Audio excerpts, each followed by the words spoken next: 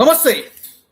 Iran supreme leader Ali Khamenei మరణం తర్వాత యుద్ధం మరింత తీవ్ర రూపం దాల్చినట్టుగా కనబడుతోంది. 27 స్థావరాలపైన, అమెరికాకు చెందినటువంటి 27 స్థావరాలపైన తాజాగా ఇరాన్ దాడులు చేసినట్టు మనకు వార్తల్లో కనిపిస్తోంది. అయితే అలీ ఖమేనీతో పాటు టాప్ లీడర్స్ అందరినీ కూడా ఇప్పటికే అంతమొందించాయి ఇజ్రాయెల్, అమెరికా బలగాలు. ఈ నేపథ్యంలో తదనంతర పరిణామాలు ఎలా ఉండేటువంటి అవకాశం ఉంది? నెంబర్ 1, రెండు వైపులా బలాబలాలు ఏంటి? ప్రస్తుతం పరిపాలన ఎవరు చూసుకుంటారు? ఇరాన్లో పరిపాలన గార్డియన్ ఆఫ్ కౌన్సిల్ అనేటి ఒకటి ఏర్పాటు చేసినట్టుగా ఉన్నారు. పరిపాలన ఎలా జరిగేటువంటి అవకాశం ఉంది? దీని గురించి మాట్లాడదాం. నాతో జాయిన్ అవుతున్నారు డిఫెన్స్ ఎక్స్పోర్ట్ విశ్లేషకులు వివి రావు గారు. రావు గారు నమస్తే. అలీ ఖమేనీ మరణం తర్వాత ఏంటి ఇప్పుడు ఇరాన్లో పరిపాలన ఎలా? ప్రస్తుతానికి ఏదో గార్డియన్ ఆఫ్ కౌన్సిల్ కి అప్పచెప్పినట్టుగా కనబడుతోంది.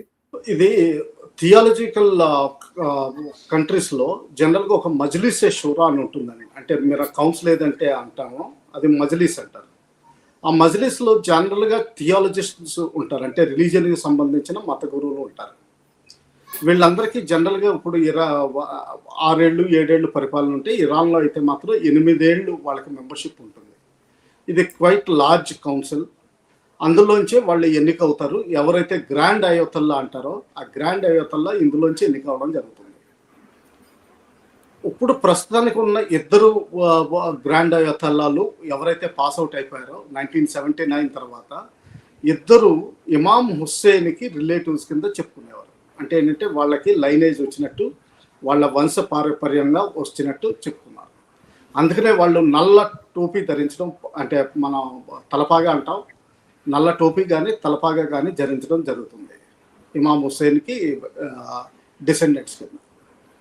ఇప్పుడు ఈ కౌన్సిల్లో 2-3 మెంబర్లు, ఒకళ్ళు ఏంటంటే రెవల్యూషనరీ గార్డ్ కోర్లో ఎవరైతే ఎక్కువ పనిచేశారో, అలాగే తర్వాత ఫైనాన్షియల్ అసెట్స్ ఎవరు కంట్రోల్ చేస్తున్నారో, తర్వాత 3వది జ్యుడిషియల్ కౌన్సిల్ ఎవరు కంట్రోల్ చేస్తున్నారో, ఈ 3 కలిపి ఒక కౌన్సిల్ కింద తయారయ్యి ఇంటరిమ్ గవర్నమెంట్ కింద ప్రస్తుతానికి ఇమీడియట్ డెసిషన్ మేకింగ్కి వాళ్ళు హెల్ప్ చేస్తారు.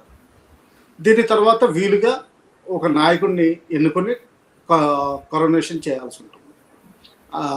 దానికి ప్రస్తుతానికి ఈయన కొడుకు ఎవరైనా మస్తూబా ఉన్నారో 1969 బోర్న్, అంటే దాదాపు 54 ఏళ్ళు వయసు, 55 ఏళ్ళు వయసు, 56 ఏళ్ళు వయసు. సో ఆయన నెంబర్ 1 కంటెండర్ కింద కనిపిస్తున్నారు. ఎందుకంటే ఆయన పాస్ట్లో 2 సార్లు ఐఆర్జీసీలో పనిచేశారు. తర్వాత ఆయన లార్జ్లీ ఫైనాన్షియల్ అసెట్స్ ఏవైతే ఉన్నాయో ఈ థియాలజీస్కి, ఐఆర్జీసీకి, వాటిని కంట్రోల్ చేస్తున్నట్టుగా రిపోర్ట్స్ వస్తున్నాయి. దానికి కంటెండర్గా అంకుల్, అంటే చిన్నాన్న కనిపిస్తున్నారు, హడీ ఖొమేనీ. ఆయనకి వయసు ఎక్కువ, 1948 బోర్న్. సో ఆయనకి ఏంటంటే 78-79 ఏళ్ళు వయసు, ఇటు 56-57 వయసు.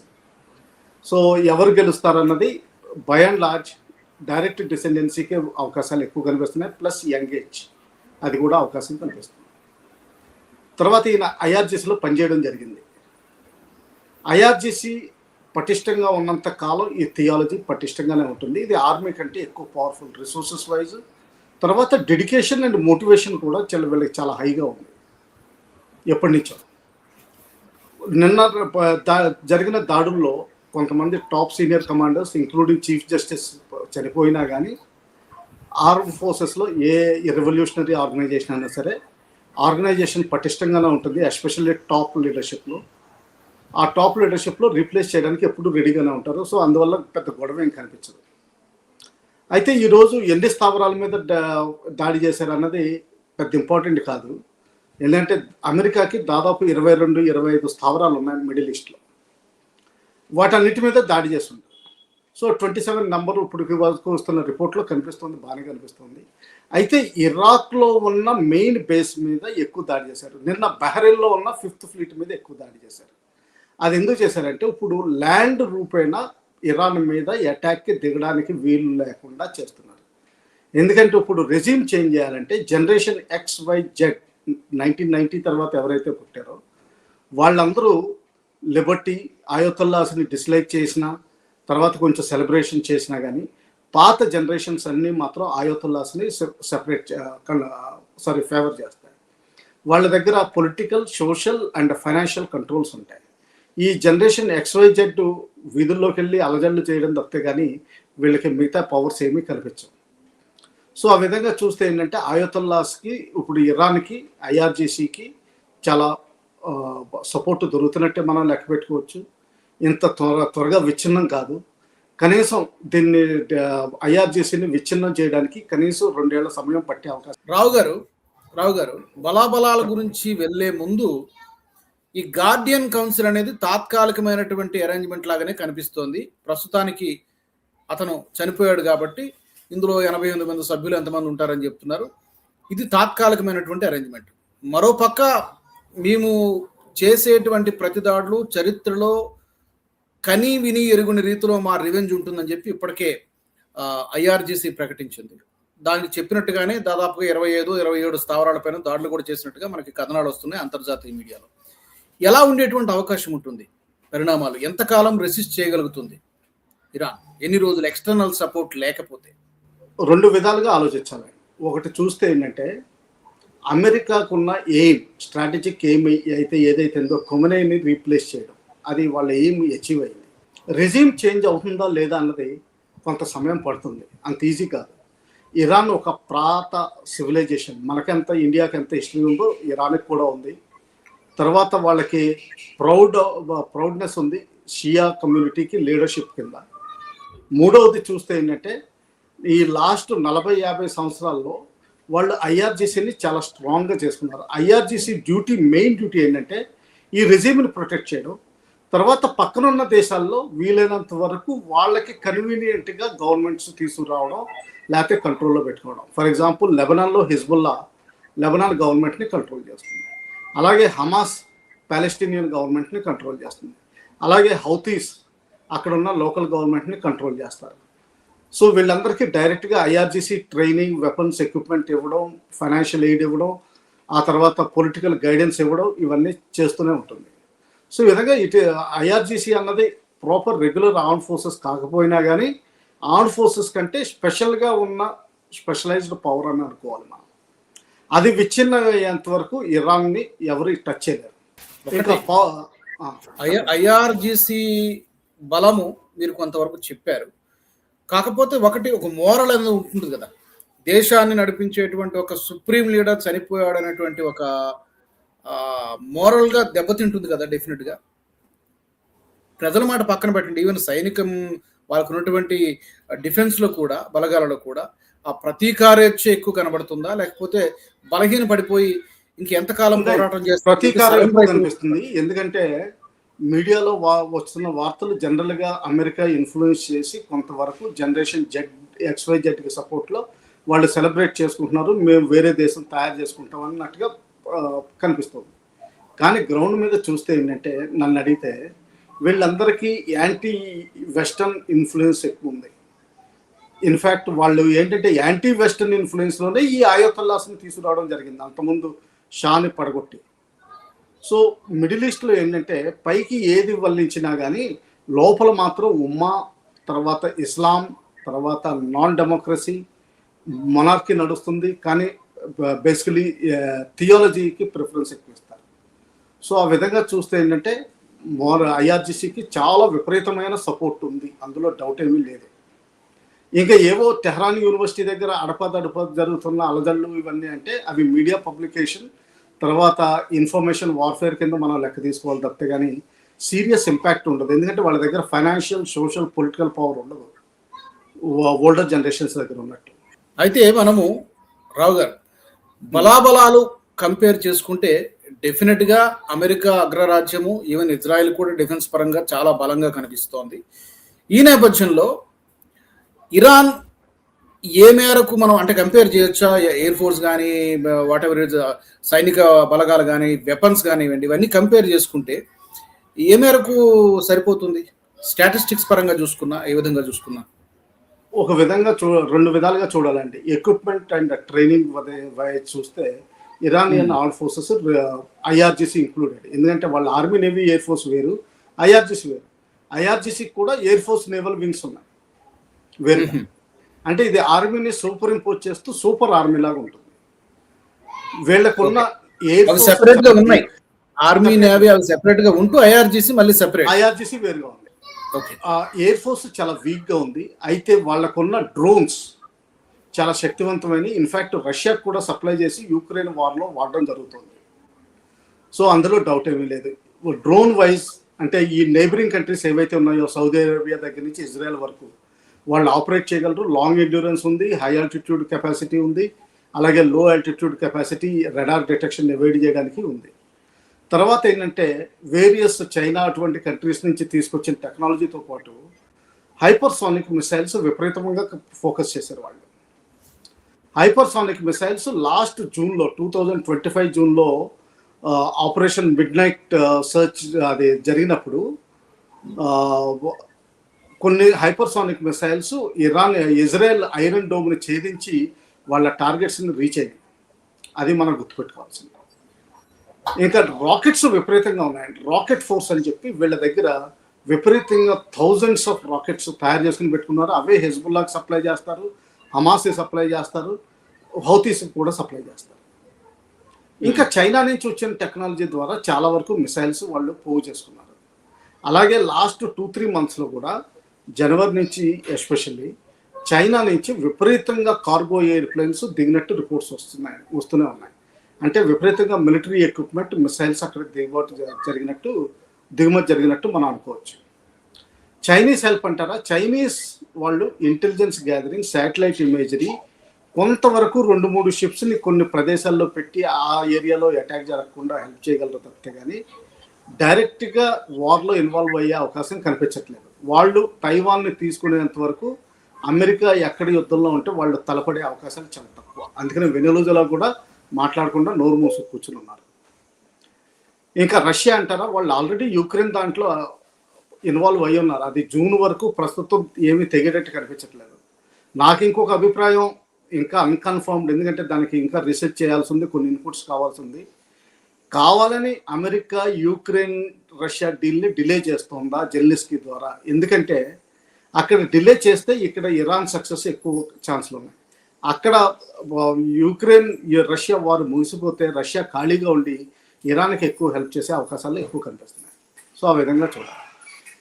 ఇప్పుడు షాలో నేవీ చూస్తే కేవలం సబ్మెరీన్స్ 3 ఎప్పుడో కిలో క్లాస్ సబ్మెరీన్స్, మన ఇండియాలో అయితే వాటిని అన్నింటినీ ఫేజ్ అవుట్ కూడా చేయడం జరిగింది.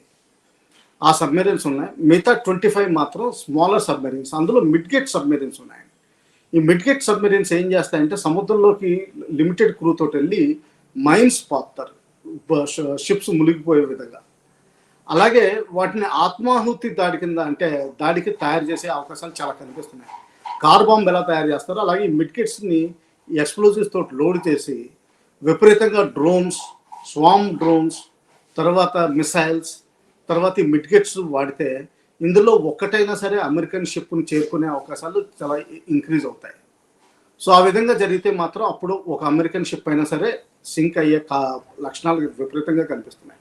అందుకనే బహుశా ట్రంప్ గారు నిన్న ఒక స్టేట్మెంట్ ఇచ్చారు, అమెరికన్స్ కూడా కొంతవరకు క్యాజువాలిటీస్ తీసుకోవడానికి తయారుగా ఉండమని హెచ్చరిక చేశారు.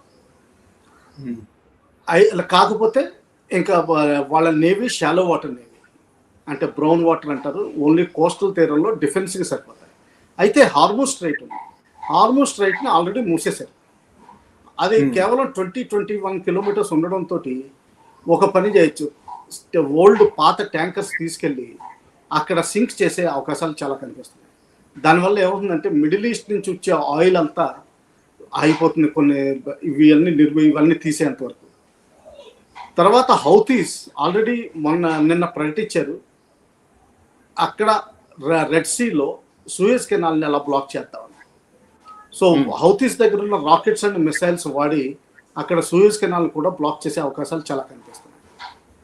ఈ విధంగా చూస్తే ఏంటంటే బలాబలాలు చూస్తే ఇరాన్కి బలం లేదు, కానీ సరిపడా బలం రెసిస్టెన్స్ ఇవ్వగలిగే బలం ఉంది. తర్వాత ఇంకోటి ఏంటంటే మోటివేషన్ హై లెవెల్ ఉంది. యాంటీ అమెరికన్ ఫీలింగ్ వాడుకుని వాళ్ళు ఎక్స్ప్లాయిట్ చేయగలిగే పరిస్థితి చాలా కనిపిస్తుంది. అయితే సార్ నేను ఒక ఆర్టికల్ చూస్తూ ఉన్నాను యాజ్ ఆఫ్ నౌ. ఇప్పుడు ఒక ఆర్టికల్ చూస్తుంటే దీనికి ప్రకారం చూస్తే అమెరికాకి పశ్చిమాసియాలో 8 శాశ్వతమైనటువంటి స్థావరాలు ఉన్నాయి, ఒక 11 ఇతర సైనిక కేంద్రాలు కూడా ఉన్నాయి. అలాగే ఈ గగనతల దాడుల్ని ఎదుర్కోవడానికి ఒక terminal high altitude area defence అనేటువంటి వ్యవస్థ, పేట్రియాట్ ఎయిర్ డిఫెన్స్ వ్యవస్థ కూడా అమెరికాకు ఉన్నాయి. వెస్ట్ ఏషియా, సౌదీ అరేబియాలో ఉంది. థర్డ్ అంట. Yeah, correct. ఇక ఇటువైపు చూస్తే ఇరాన్కు సంబంధించిన మీరు అంతవరకు సంఖ్యాపరంగా ఇరాన్ సరిపోకపోవచ్చు, కానీ అంత తక్కువగా ఏమీ లేదు.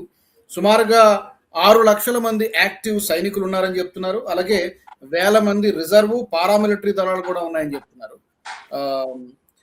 అలాగే 2000 ట్యాంకులు ఇవన్నీ కూడా ఉన్నాయని చెప్తున్నారు. ఒక 1500 వరకు మొబైల్ రాకెట్ లాంచర్లు కూడా ఉన్నాయని చెప్తున్నారు. సంఖ్యాపరంగా ఇరాన్ సరిపోకపోవచ్చు కానీ బట్ వీళ్ళ దగ్గర కూడా అంత బలహీనంగా ఏమీ లేనట్టు కనబడుతుంది. ఎగ్జాక్ట్లీ. అంటే అమెరికాని సైకలాజికల్ గా దెబ్బ కొట్టే అవకాశం ఉండవచ్చు సైకలాజికల్ వార్ఫేర్ లో. ఎందుకంటే ఇరాన్ లాంటి ఒక దేశము అమెరికా లాంటి ఒక అగ్రరాజ్యంలో ఏదైనా ఒక కీలకమైనటువంటి ప్రాపర్టీని లేకపోతే ఒక పెద్ద అసెట్ ని కొట్టగలిగితే డెఫినెట్ గా సైకలాజికల్ గా అమెరికాని ఓడించేటువంటి అవకాశం ఉందా? ఎగ్జాక్ట్లీ. ఆ విధంగా చేసే అవకాశాలు ఎక్కువ ఉన్నాయి. ఇందాక అనుకున్నట్టుగా carrier group, Abraham Lincoln carrier group south China సీలో ఏదైతే మోహరించి ఉండేదో దాన్ని తీసుకొచ్చి ఒమాన్కి దక్షిణంలో పెట్టారు, హార్మూజ్ స్ట్రైట్కి దగ్గర. అక్కడ దాన్ని ప్రొటెక్ట్ చేయడానికి మెయిన్ క్యారియర్ని ప్రొటెక్ట్ చేయడానికి చాలా డిస్ట్రాయర్స్, ఫ్రిగేట్స్ ఇటువంటివన్నీ యాన్సిలరీ షిప్స్ ఉంటాయి. వీటిల్లో ఒక్కటి మునిగినా కానీ అమెరికాలో ఏ విధంగా రెస్పాన్స్ వస్తుంది అన్నది మనం ఆలోచించాలి. దానికి నెగిటివ్ రెస్పాన్స్ కూడా వచ్చే అవకాశాలు ఉన్నాయి. అందువల్ల ఇప్పుడు అమెరికా కూడా ఏమవుతుందంటే ఈ చర్చల్లో ఏదైతే న్యూక్లియర్ టాక్స్ ఉన్నాయో ఏమాత్రం అదను దొరికినా కానీ అక్కడి నుంచి ప్రస్తుతానికి విత్డ్రా అయ్యే అవకాశాలు ఎక్కువ. ఇజ్రాయెల్ తీరంలో హైఫా పోర్ట్లో డాక్ చేసి పెట్టారు. అక్కడ F-22s కూడా తీసుకొచ్చారు. F-22s ఏంటంటే హెవీ బాంబర్స్, మిగతా F-16 లాగా లైట్ కాదు, చాలా హెవీ పేలోడ్ తీసుకుని వెళ్ళగలరు. సో ఆ విధంగా తయారుగా ఉన్నారు. కానీ ఒకటి గమనించాల్సింది ఏంటంటే IRGCని ఫిజికల్గా రిమూవ్ చేయాలంటే ల్యాండ్ అటాక్ తప్పనిసరి. సిరియాలో ఆల్రెడీ 2000 వరకు ట్రూప్స్ని తగ్గించేశారు. ఇరాక్లో కూడా చాలా వరకు అంతకుముందు 20,000 మంది ట్రూప్స్ ఉంటే దాన్ని కూడా తగ్గించారు. సో ల్యాండ్ అటాక్ చేయడానికి చాలా తక్కువ అవకాశాలు ప్రస్తుతం కనిపిస్తున్నాయి. అయితే మిసైల్స్ ఫైర్ చేసి వాళ్ళ రెజ్యూమ్ చేంజ్ చేయడానికి ఇంకా తీవ్రమైన పరిస్థితులు చేస్తారని ప్రస్తుతం నా అభిప్రాయం. అంటే ఇప్పుడు ఒక 2-3 వారాల పాటు ఈ యుద్ధం కొనసాగుతుందా? కొనసాగే లక్షణాలే కనిపిస్తున్నాయండి ప్రస్తుతానికి.